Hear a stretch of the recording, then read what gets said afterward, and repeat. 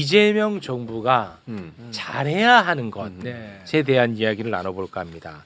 이재명 정부의 성패는 주식시장과 부동산 시장에 달려 있다고 해도 과언이 아니다라고 생각합니다. 제 말에 동의합니까? 5만%. 5만% 동의하죠. 네. 주식시장과 부동산 시장에 달려 있어. 이거 우리가 이제 신경 써야 됩니다. 근데 네. 다행히도 네. 주식시장은 지금 순풍이죠. 불기둥을 뿜고 있습니다. 그렇죠. 부동산 시장 이거 진짜 잘해야 됩니다. 맞아요. 안 그러면 진짜 큰일 납니다. 맞아요. 예, 이런 부분에 대해서 신경 써야 돼요. 그럼요. 아시겠죠? 네. 자, 그래서 관련한 이야기를 대한민국 최고의 전문가와 함께 나눠보도록 하겠습니다. 이광수 경제평론가 박수로 맞이합니다. 네. 예, 안녕하세요. 이광수입니다. 이재명 정부의 성패는 우리 소장님한테 달려 있어요. 웃을 일 아니고요. 알겠습니다. 진짜 무거운 이야기입니다. 정신 차리셔야 돼요. 예. 일단은 주식 시장은 그래도 좀 기분 좋아요. 요거 잠깐 좀 짚어줄 수 있을까요? 그렇습니다. 오늘도 조금 이제 내려앉긴 했는데 사상 첫 코스피 지수가 3,600을 돌파했었고요. 지속 상승세를 보이고 있습니다. 그래서 최근에 주식시장이 계속 오르는 건 반도체주가 상당히 주목을 받고 외국인들이 계속 매수하는 가장 큰 원인이고요. 이렇게 대장주가 오른다는 건 향후의 상승 가능성을 더 높이는 이유이기도 하거든요. 그러니까 왜냐하면 일종의 벤치마크라고 하는 대장주가 이렇게 움직이면 추후적으로는 따라서 다른 종목들도 상승할 가능성이 높기 때문에 네. 이런 흐름은 한국의 주식시장이 굉장히 호재로 작용하고 있다고 보고 있습니다. 네. 뭐 5천 우리가 뭐 이 기세라면 뭐 기대해도 될 것 같다는 생각이 듭니다. 네, 가능성이 있는데 이제 두 가지 문제점을 좀 지적하고 싶어요. 첫 번째는 뭐냐면 이렇게 주식시장이 계속 상승하고 있는데 국내 투자자들은 계속 팔고 있어요. 아유, 그때도 지적하셨죠. 네, 이거 참 그러니까- 서글퍼. 그러니까- 이런 게 믿음이 없는 곽수장 같은 애들, 이런 애들 팔았어요. 그러니까 남 좋은 일만 시켜. 그러니까 최근에도 이재명 대통령이 미국에 가서 네. 해외 투자자들 만나서 솔직하게 얘기했죠. 예, 우리나라 주식시장이 상승할 것 같은데 저는 여러분보다 한국의 국민들이 먼저 투자했으면 좋겠다라고 네. 합니다. 그런데 솔직하네. 전형적으로 지금 반대로 하고 있거든요. 아이고. 잠깐 그래프를 하나 첫 번째 그래프를 한번 봐주시면 어떡하냐. 9월부터 다시 코스피의 상승세가 높아지고 있는데 개인 투자자들은 계속 팔고 있어요. 무려 1조 원이 넘게 팔고 있는데요. 아하. 그러니까 10조 원이 넘게 팔고 있는데요. 그런데 외국인은 거기다 대고 그 파는 걸 계속 받아내고 있습니다. 외국인이? 예. 그래서 외국인은 11조 원 넘게 순매수를 해서 최근에 주식 가격, 주식 시장 상승세는 대부분 외국인이 쉽게 말해서 돈을 벌고 있다. 이렇게 보고 있습니다. 그런데 더 흥미로운 건 뭐냐면 연기금도 여기에 팔고 있어요. 연기금도 팔아? 왜? 그러니까 이게 문제라는 거죠. 뭐냐면 한국 주식에 아니 이재명 대통령이 연기금이 우리 주식 좀 사라고 약간 좀 그런 느낌으로 얘기하지 않았었나? 맞습니다. 그렇게 얘기했는데 심지어 연기금들도 한국 주식시장을 의미 있게 이렇게 매수하고 있지 않는 상황이거든요. 근데 연기금이 왜 중요하냐면 여러분 모두 다 연기금에 들어가 있잖아요. 네. 근데 한국 주식을 안 갖고 있다는 건 그만큼 한국 주식이 상승할 때 우리의 자산은 소외돼 있다는 거예요. 그만큼 수혜를 못 본다는 거죠. 이게 이제 두 번째 문제점인데 과연 한국 주식이 상승하는데 누가 이익을 볼 거냐에 대해서 저희가 좀 고민해 볼 지점이라는 겁니다. 그렇잖아요. 그러니까 그냥 한국 주식이 오른다는 거에 대해서 제가 정부를 박수 쳐주고 싶진 않아요. 누가 돈을 벌고 그러네. 이 혜택은 누가 가지고 있냐를 고민해 볼 필요가 있다는 겁니다. 그런데 한국 사람들은 주식 안 갖고 있는데 주식시장 올라가면 다 외국인이 가져가고 또 하나의 문제점은 뭐냐면 자산 분위별로 보면 쉽게 말해서 부자들은요. 그러니까 유가증권을 얼마나 갖고 있냐면 평균적으로 7,800만 원을 들고 있어요. 평균적으로요. 그런데 자산이 낮은 분들은 낮은 가계는 얼마를 갖고 있냐면 33만 원이요. 아유. 66만 원이요. 그럼 이 양극화가 더 커지겠네. 맞습니다. 100배가 넘게 차이 나요. 아이고. 그러면 이렇게 한국의 주식시장이 오른다는 거에 대해서 우리가 박수치고 과연 계속 그러니까 누구를 위해서 저는 주식시장이 좋다는 걸 얘기하는 거지? 전 그 지점에 대해서 좀 문제의식을 갖고 있다는 겁니다. 야. 왜냐면 근데 그게 대통령도 분명히 주식시장 활성화를 통해서 국민들에게 이익이 되기를 원한다고 그랬거든요. 맞아요. 네. 그러니까 지금 말씀하신 걸 들어보면 그게 반대로 가고 있는. 반대로 그러니까 저는 말뿐이 아니라 행동이 필요하다는 거예요. 지금 대통령도 100일이 넘었지 않습니까? 네. 말이 아니라 행동을 해야죠. 그런데 이때 부동산 시장도 얘기 드렸겠지만 행동하지 않아요. 그런 모습을 보이고 있지 않다는 거예요. 그래서 저는 우리가 주식시장이 올라갔는데 정부를 박수치고 좋습니다. 그런데 과연 이런 이득이나 한국의 주식시장이 올라가는데 누가 과연 돈을 벌고 있고 누가 혜택을 가고 있는지에 대해서 진지하게 고민해 볼 필요가 있다는 거예요. 그러네. 저라도 내일 사겠습니다. 좀 소액이지만 어떻게든 좀. 이 믿음이 없어요. 아니 내일 그래서 바로 사야. 지금 뭐 끝났는데 이제 지금 사도 돼요? 방송 잠깐 하고 계시고. 지금 거래해야 이 자식아. 이 자식아 지금 남 좋은 일 시키게 됐다. 아하 그런 또 상황이네. 야 이거 뭐 좋은 일만은 또 아니라는 그렇죠. 생각이 드네요. 그렇죠. 그래서 양극화도 커지고 외국인만 좋아지고.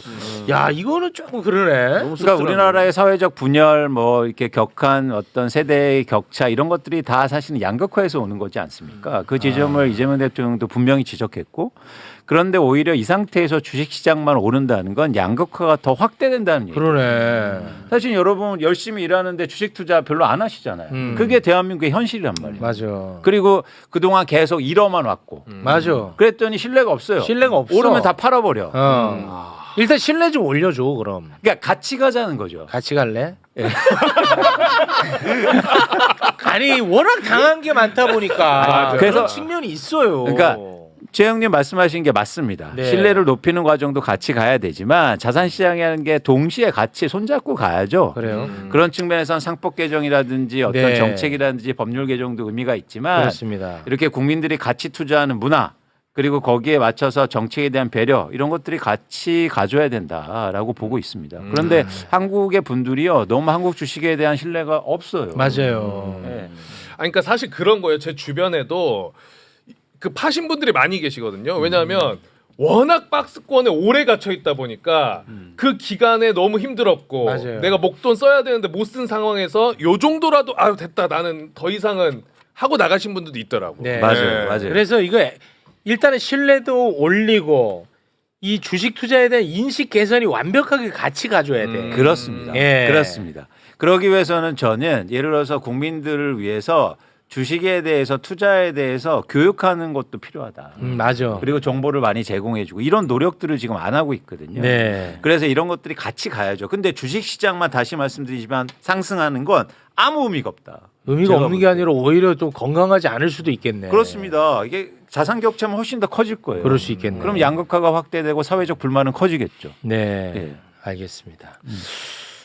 이거 좋은 얘기로 한번 좀 웃고 가려고 했는데 좀 안 좋은 얘기로 이렇게. 아니, 그러니까 안 좋은 얘기는 네. 아니고 자 여러분 저희 폭락하라는 말이 아니잖아요. 왜 그건 또 아니지. 그런 폭락해야 이광수 너가 속이 시원하냐 뭐 이렇게 아니잖아. 하시는 아니죠. 아니고 저희가 함께 가야 된다. 함께 네. 가야 그런 함께 차원에서 갑니다. 이제 박수 치는 것도 중요하지만 네. 이런 문제를 지적해 주는 사람이 사실 없지 않습니까? 없긴 네. 없네. 지금 예를 들어서 이재명 대통령이 나와서 주식 주가 올라서 좋습니다. 그런데 옆에서 수석이나 비서관들이 말 못해. 아닙니다. 그거 안 좋은 게 말 아니에요. 못해. 이런 사람 있습니까? 없어. 없잖아요. 그런 사람 없어요. 없어요. 제가 볼 때. 진짜 이재명 정부를 위하는 사람이랑 그런 목소리 내줘야지. 전 진짜 원해요. 전 진짜요. 그래서 회사도 그만두지 않았습니까? 그런 얘기를 많이 내줘야 돼. 그쵸. 본인 욕 먹을까봐 얘기 안 하고 시시하고. 맞습니다. 아니 본인 인기 영합으로 인기 필요 없어요. 저 댓글에서 욕 많이 해주세요. 그 얘기 좀 해. 좀. 그러니까 바로 이 말씀을 드리고 싶은 거예요. 그래서 주식시장 올라가는 거 너무 좋다. 네. 저도 20년 동안 저 주식 분석하고 애널리스트 일했지 않았습니까? 네. 한국의 주식시장이 3,600 보는 거요. 너무 기뻐요. 그런데 누구를 위한 거지? 그렇지. 과연 이래서 대한민국이 진짜 좋아지는 건가? 그렇지. 그러면 우리가 이렇게 고생하는 분들이나 양극화가 해소될 수 있는 건가? 그 지점에 있어서 이제 고민할 때라는 겁니다. 맞아요. 네. 너무 그래야 좋습니다. 5천 가도 의미가 있어요. 그렇습니다. 근데 늦지 않았다. 네. 이제 시작이다. 고맙습니다. 여러분 우리가 같이 해야 된다. 네, 역시 또 욕은 많이 먹습니다. 그러나 그런 이런 게 이제 소신 발언인 거예요. 이런 게 욕 먹으면서 진짜 원하는 이재명 정부가 성공하길 바라는 마음, 대한민국이 성공하길 바라는 마음에서 하는 발언. 그렇죠. 이게 소신 발언입니다. 그리고 모두가 잘 사는 대한민국이요. 그렇습니다. 함께. 네. 자, 그러면 이제 부동산 이야기를 해볼까 합니다. 이재명 정부 이 부동산 가격 안정화시키지 않으면 진짜 큰 위기를 맞게 될 수밖에 없습니다. 네. 이건 뭐 이재명 대통령도 누구보다도 잘 알고 있을 겁니다. 근데 이재명 정부 들어서 부동산 정책을 지금 2번 내어놨거든요. 네. 6월 27일에 대출 규제와 관련한 부동산 정책을 내어놓아서 우리가 박수를 쳤었고 그때 효과가 좀 있는 듯 했습니다. 그리고 9월 7일에 공급 관련 정책을 내어놓았는데 요게 조금 별로였어요. 그래서 지금 이재명 정부 들어서 2번 내놓은 정책이 약발이 다 된 것 아니냐라는 비판의 목소리가 지금 많이 나오고 있습니다. 어떻게 하실 겁니까? 일단은 정책은 한 번으로 끝나는 게 아니라 지속돼야 된다는 말씀을 분명히 드렸고 그만큼 사실은 부동산 시장은 민감하기도 하고 중요한 시장입니다. 그런 차원에서 지금 현황을 좀 살펴볼 필요가 있는데요. 네. 두 번째 차트를 한번 보여주실래요?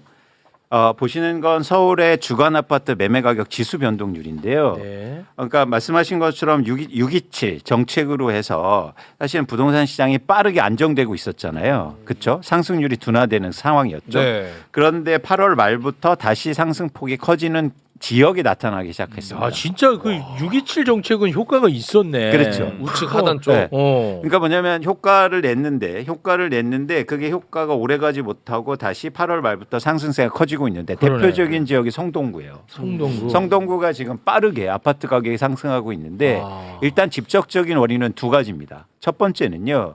수요가 증가하고 있는데 어떤 수요냐면 갈아타기 수요예요. 갈아타기. 그러니까 뭐냐면 우리나라 지금 아파트의 투자 구조가 어떻게 돼 있냐면 1주택자를 선으로 봐요.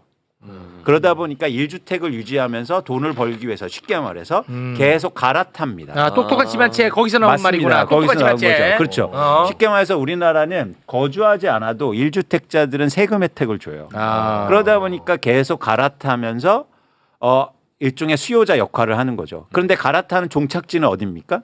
강남이죠. 그러니까 강남까지 계속 달리는 거예요. 아. 그 중간, 그러니까 그 바로 직전이 이런 성동구나 마포구 지역이 되고 갈아타기 수요가 들어가면서 가격이 오르는 거죠.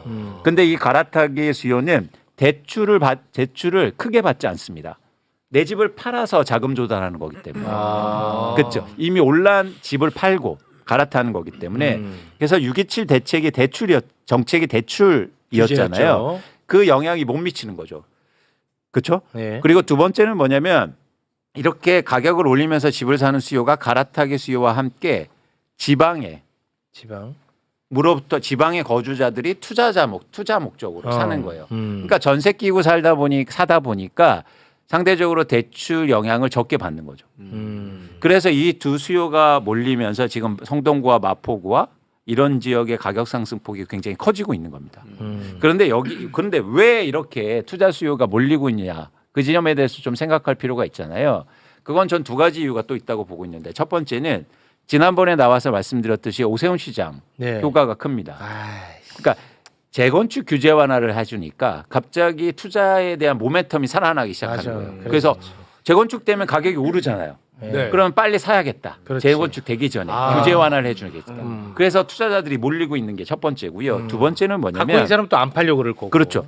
근데 두 번째가 사실은 흥미로운 지점이, 그러니까 지적해야 될 지점인데 뭐냐면 지금 부동산 정책이 계속 나와주고 시장을 안정시켜야 되는데 부동산 정책의 방향성을 정부가 이렇게 얘기하고 있습니다. 이재명 정부가 가격이 오르면 정책을 발표할 거야.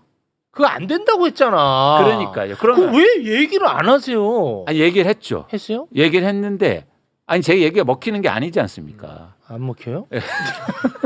왜 이렇게 힘이 없어? 아, 이렇게라도 알리는 거죠 또 근데. 네. 네, 그래서 이게 뭐냐면 이게 스텝이 자꾸 꼬이는 거죠. 어떤 얘기를 드리고자 하냐면 우리가 계속 강조한 게 뭐냐면 그러니까 진보 정부의 부동산 정책은 항상 이런 식이었어요. 그게 아직도 때를 못 벗기고 있다고요. 쉽게 말해서 가격이 오르면 저 정책이 꼭 나와요. 그럼 어떻게 되냐면 비가 오면 우산을 사고 어. 불이 나면 소화기를 사는 거예요. 음. 이게 됩니까? 안 돼. 불 나기 전에 소화기 마련하고 그렇지. 그러니까 불을 끌 수가 없는 거예요. 잔불을 제거할 수가 없는 거예요. 그런 측면에서 지금 시장에서는 쉽게 말해서 이런 현상이 나타나는 거죠. 그럼 규제하기 전에 가격은 오를 테니까 빨리 사야 된다. 아. 너무나 당연한 시장의 반응 아닙니까? 그렇죠. 네. 그렇죠. 예를 들어서 가격이 오르면 규제가 나옵니다. 그러면 규제가 나오기 전에 사야 된다라는 거예요. 그래서 지금 정책에 대한 신뢰가 이렇게 방향성을 잡는 순간 현저히 떨어지는 거예요. 네. 그런데 제가 볼 때 이 얘기를 할 때 반응은 뭐냐면 경기가 혹시 위축될까 봐. 아. 이 우려를 하고 있는 거예요. 경기 위축. 그런데 지금 부동산 시장이 오를수록 경기는 더 위축될 거예요. 오르면. 이거를 이해를 꼭 하셔야 되는데. 자, 그러면 예. 부동산 정책 이번에 또 나올 것 같아요. 보니까 그렇죠. 어제가 9일 맞나? 네, 그렇죠. 어제 예, 어제도 관계부처가 모여가지고 부동산 정책에 대해서 검토한 것 같더라고요. 네, 어제 네. 맞죠? 네. 그러면 지금 나올 수 있는 부동산 정책이 무엇이고 어떤 정책이 효과적일 것이라고 보시는 거예요? 자, 일단 개별적인 정책을 떠나서 네. 저희가 이 정책에 대한 큰 방향성을 한번 제시해 드리고 싶은 거예요. 네. 그러니까 어제 뭐 부동산 온갖 카페, 커뮤니티 그리고 카톡에 엄청나게 문자하고 내용이 돕니다. 네. 그건 뭐냐면 엠버고라고 해서 이런 정책이 나올 거다라는 게 돌아요. 네. 잠깐 한번 보실까요? 그러니까 아니고. 아니요 마지막 마지막 장 한번 보이실래요? 여기 그 왼쪽 건 한번 볼게요. 받은 엠바고. 아. 그래서 첫 번째 주택담보가계대출 4억 제한, 서울 전 지역 투기거열지구 지정 이런 것들이 마치 정부에서 나올 것처럼 엠바고로 시장에 그러니까 쉽게 말해서 풀립니다. 그런데 이 내용이 뭐였냐면 누군가요 내 마음의 엠바고라고 해서 돌린 거예요. 이렇게 나왔으면 좋겠다. 그러니까 이렇게 나올 거다 혹은 이렇게 나올 거다. 그런데 만약에 이렇게 나오면 예측대로 되는 거기 때문에 아무런 효과가 없겠네. 그 지점이에요. 그 지점입니다. 그러니까 뭐냐면 우리나라 지금 정책이 그러니까 두 가지가 문제인데 그러면서 한번 밑에도 보세요. 그러니까 이분을 뭐라고 하는 게 아니고 네. 그래서 황현희 네, 황현희 씨 계시잖아요. 네. 이분이 뭐냐면 추석 특집에서 나와서 뭐냐면 추석 이후에 나올 부동산 규제를 예측을 합니다. 네. 근데 비슷한 내용이에요. 그러니까 제가 왜 이 말씀을 드리냐면 이런 정책이 실제로 나오면 시장에 영향을 미치겠습니다. 안 미치지 예상 가능한 거. 다 어떻게 얘기하냐면 봤지 내가 맞췄지. 어. 근데 그렇게 맞춘 사람들이 대부분 집을 사라는 사람들이에요. 그렇지. 봐봐. 난 정확한 사람이야. 내 말 믿고 그냥 사. 어. 이런 식이에요. 그러면 이때부터 야 폭등이다 가는 거야. 그렇습니다. 이거 안 그렇습니다. 돼. 그러니까 지금 한국의 부동산 정책의 방향성은 첫 번째는 뭐냐면 지금 상황에 맞지만 과거에 없던 예상치 못한 정책이 나와줘야 돼요. 그렇지. 그게 627이었다고요. 그때 그랬잖아. 그래서 그렇잖아요. 효과 있었잖아. 우리가 그렇죠. 그때 흥분했잖아. 이제 뭐 되나 보다. 그렇습니다. 그런 정책을 계속 발표하고 유지해야 되는데 그 방향성을 또 잃었어요. 잃었어. 이런 정책이 똑같이 나오면 이게 시장이 먹히겠습니까? 안 먹힌다, 다들 이거. 이렇습니다. 예. 다 내가 맞췄지. 그냥 사시면 돼요. 그렇지. 이렇게 도는 거예요. 맞습니다. 그러니까 그런 차원에서 정책에 대한 방향성이 중요하고 두 번째는 뭐냐면 시점이에요. 지난번에도 말씀드렸잖아요. 근데 지금 시점이 읽혔어요. 어떤 겁니까? 오르면 나온데 누구나 예측 가능해요. 또 역시 예측 가능해. 자산 시장을 만드는 건 뭐냐면 결국엔 이 정책의 속성을 갖고 있어야 됩니다. 그 지점에서 좀 안타까운 측면이 있다는 거죠. 근데 이 문제를 저는 어디에서 만드냐면 지금 부동산 정책의 헤드쿼터가 없어요. 아 그래요? 그러니까 국토교통부와 제가 느끼기에는 금감위와 그리고 대통령실이 좀 다른 방향으로 가는 것 같습니다. 제 느낌은. 어떤 식으로? 그러니까 뭐냐면 이 상황을 주도하고 이렇게 방향을 끌어야 되는데 서로 가는 방향이 들려요. 그러니까 목적은 비슷하지만 안정시키려 하고 있지만 네. 방법이 한쪽은 북쪽을 지향하고 있고 한쪽은 남쪽을 지향하고 있고 대표적으로 해서 97 정책이에요. 뭐냐면 국토교통부는 공급을 많이 하면 부동산 시장이 안정된다고 얘기하고 있어요. 근데 그게 아니라는 걸 그게 보여주고 아니라고 있지 지금 않습니까? 시간도 걸리고 그게 의미 없다고 몇 번 얘기해. 그렇죠. 그래서 이거를 강성필 주목해. 주목. 갈 준비하고 있어. 통합해서 만들 수 있는 정책의 헤드쿼터가 필요한데 그게 좀 부재하다. 근데 제가 왜 정책을 자꾸 얘기하냐면 지금 정책의 시간입니다. 정책이 한국의 부동산 시장을 충분히 안정시킬 수 있다니까요. 근데 그래서 그 어떤 쪽 방향성이면 좋을 것 같아요? 이 부동산 정책은 세제로는 부동산 정책에 영향을 끼치지 않겠다고 공약으로 약속하지 않았었나요? 그러니까 그 지점에서도 다시 한번 생각할 필요가 있다는 아, 거죠. 요거 재고가 필요합니까? 그렇습니다. 왜냐하면 아. 우리가 왜 그거 세제에 대해서 부정적인 생각을 갖고 있냐면 문재인 정부 때 보유세를 도입했는데 오히려 시장 부동산 가격이 많이 올랐잖아요. 맞습니다. 쉽게 말해서 그런데 우리는 같이 이걸 어떻게 연결상으로 연결하냐면 세금 때문에 부동산 가격이 올랐다고 얘기해요. 아닙니다. 아니죠. 그 말이 안 되는데 그거는. 그건 뭐냐면 코로나 이후로 유동성이 폭발적으로 증가하면서 전 세계 부동산이 오른 거예요. 그렇겠지. 그런데 우리는 세금 욕을 하고 있다고요. 음. 그래서 이걸 정치권에서 계속 반복해서 얘기하는 거예요. 그거 이상해. 아니 세금 때문에 집값이 올랐다는 거는 이상하잖아. 그러니까 세금을 올려도 집값은 올랐다. 이거는 말이 돼. 네. 그렇죠. 근데 세금 올렸더니 집값 올랐다는 솔직히 말은 안 되잖아. 연결이 좀- 근데 다 그렇게 맞습니다. 얘기하더라고. 그러니까 인과관계가 아니고 상관관계가 있을 수 있어요. 그렇습니다. 그러니까 예를 들어서 봄이 돼서 벚꽃이 피고 벚꽃이 보러 사람들이 온 건데 예를 들어서 사람들은 봄이 와서 사람이 많이 왔으니까 봄이 되면 무조건 여의도엔 사람이 많을 거야. 이렇게 얘기하는 거 똑같거든요. 네, 뭐. 비슷하지만 사실 인과관계 달라요. 이거는 비유 안 들어도 돼요. 네, 그냥 해도 됩니다. 네. 근데 어쨌든 주목하고 싶은 건 뭐냐면 자 만약에 세금을 잘 도입해서 부동산 시장을 안정시킬 수 있다면 그러면 세금은 박수 받아야죠. 그런 지금 시점이다. 지금 언론 보도를 보면은 뭐 공시지가 현실화 정도 이야기 나오는 것 같아요. 그러니까 지금 이제 세금을 매기는 기준이 되는 게 공시지가거든요. 네. 근데 공시지가가 지금 시세에 실제 팔리는 시세 한 69% 정도 되는데 그건 정확히는 뭐냐면 공시지가가 한 10% 낮고 또 공시지가에서 공정가액 비율이라고 해서 네. 그게 이제 말씀하신 것처럼 70%더 낮춰준 더 거예요. 낮춰줘. 네. 그러니까 예를 들어서 지금은 10억의 집이면 10억에 해당되는 세금을 내야 되는데 지금은 공시지가도 낮고 거기에다가 곱하기 0.6 뭐 이거 해주는 게 있어. 더 낮춰줘. 내려가네. 네. 그러면 지금은 10억에 대한 세금을 내는 게 아니라 집이 10억짜리를 4억으로 쳐주는 거야. 그래서 4억에 대한 세금을 내게끔 지금 되어 있는데 그렇죠. 요거를 이제 뭐 현실화하지 않겠느냐는 정도로 언론에서 나오던데. 그렇죠. 그렇게 해서는 사실은 세금의 효과는 못 요건 답 없다는 거죠. 예를 네. 들면 이런 겁니다. 그냥 예예요. 예를 들어서 매수가액에 맞춰서 보유세를 내게 합니다. 산 금액에 맞춰서. 그렇습니다. 그러면 내가 감당해 낼 수 있는 가격의 아파트만 살 거 아니에요. 그렇죠. 합리적이지 않습니까? 네. 제가 생각하기엔. 네. 그러니까 이런 과거에 없던 정책이 나와줘야 된다는 거예요. 세금을 쓰려면. 네. 그런데 우리는 과거에 썼던 정책을 또 똑같이 써요. 그럼 아무도 반응 안 해요. 이미 다 준비돼 있거든요. 근데 이제 그 아마 세금 관련해 가지고는 민주당 같은 경우는 이제 선거를 치러야 되는데 그게 사실 쉽지 않을 겁니다. 맞죠? 이거 솔직한 얘기잖아요. 그러니까 뭐 선거 앞두고 세금 올린다고 하면 누가 좋겠습니까? 그렇습니다. 다만 맞죠? 그럼에도 불구하고 긴 안목을 보고 저는 결단을 내려야 된다면 내려야 된다고 봐요. 네. 그런데 이게 의미가 있는 게 뭐냐면 이번에 저는 그 가능성을 봤다는 거죠. 6.27 대책은 사실은요. 우리나라가 집을 갖고 있는 세대가 훨씬 많거든요. 그럼에도 불구하고 6.27 대책에 박수를 받았어요. 그러니까 집값 완연하게 집값을 하락시키는 정책이었음에 불구하고 박수를 받은 이유는 뭐냐면 지금 대한민국의 다수의 국민들은 집값의 안정을 원하고 있습니다. 네. 그렇죠.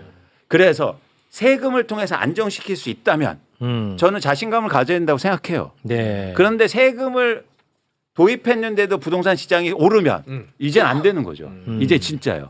그래서 시장을 안정시킬 수 있는 쉽게 말해서 집값을 안정시킬 수 있는 세금을 도입하면 된다. 네. 그래서 그런 용기를 가질 필요가 있다는 게 저희 생각입니다. 알겠습니다. 지금 댓글에도 세금 건드리지 마라. 너 죽인다. 뭐 이제 그런 의견들이 많이 올라옵니다. 이게 사실 굉장히 예민한 이슈일 거예요. 아니 그거는 예를 들어서 세금을 내신 분들은 예민할 수 있죠. 네. 그런데 우리나라 과거에도 보면 세금을 내는 사람이 그렇게 많지 않아요. 근데 과장된 측면이 있어요.